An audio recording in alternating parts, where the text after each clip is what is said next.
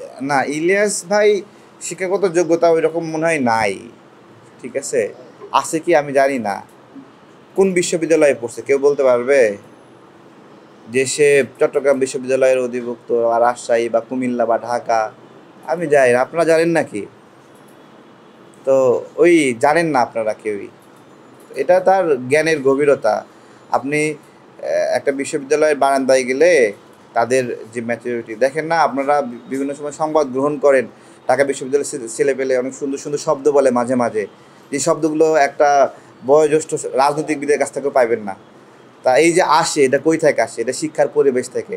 ওই শিক্ষার পরিবেশটা ইলিয়াসের ভাগ্যে মনে হয় হয়নি, যে কারণে মানুষকে সবসময় তাচ্ছিল্য করে, মানুষকে হেয় করে, মানুষকে একটা মানুষের একটা মানবিক মর্যাদা আমাদের আমাদের সংবিধানের একটা বিষয়, মুক্তিযুদ্ধের বিষয়, তাই না? মানবিক মর্যাদা, প্রত্যেকটা মানুষের সম্মান নিয়ে বাঁচার অধিকার, তাই না? তো কোনো একটা মানুষকে আপনার হলো তার ক্রাইম অভিযুক্ত করার একটা পদ্ধতি আছে, সেই পদ্ধতি অনুযায়ী সেই মানুষকে একটা অভিযোগ দেওয়া যায়, অভিযোগ করা যায়।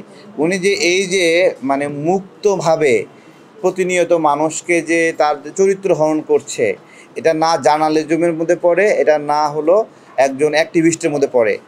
দেখেন, আমি মানবিক মর্যাদার কথা বলছি। প্রত্যেক মানুষের সম্মান নিয়ে বাঁচার অধিকার আছে। সে যে মানুষটাকে বলে দিচ্ছে যে তুমি হলো ভারতের দালাল, ঠিক আছে, যে নূরকে বলে দিল ভারতের দালাল, এই যে এই যে বলে দিল, নূরের তো একটা সম্মান আছে ভাই। এই দেশের জন্য তো অনেক কষ্ট করছে, অনেক মার খাইছে। আমার সে রাজনৈতিকভাবে প্রতিপক্ষ হতে পারে, বাট আমি তাকে কতটুকু অসম্মান করব, এটা কিন্তু একটা লিমিট আছে, যে আমি তাকে কী অভিযোগ দিচ্ছি। এই জায়গাগুলোতে এই শিক্ষাটা ইলিয়াসের মধ্যে নাই, যে মানুষকে যে সম্মান করতে হবে। সে নিজেকে মানুষের মধ্যে উত্তম মানুষ মনে করে, এবং বাকি সব মানুষকে মানে ধুর এগুলো কিছু না, এরকম। ওই সবাইকে শুধু হুমকির উপর রাখে, তুমি যদি আমার বিরুদ্ধে যাও তোমাকে জয় বাংলা করে দেবো, এই একটা ট্রেন্ড পাইছে।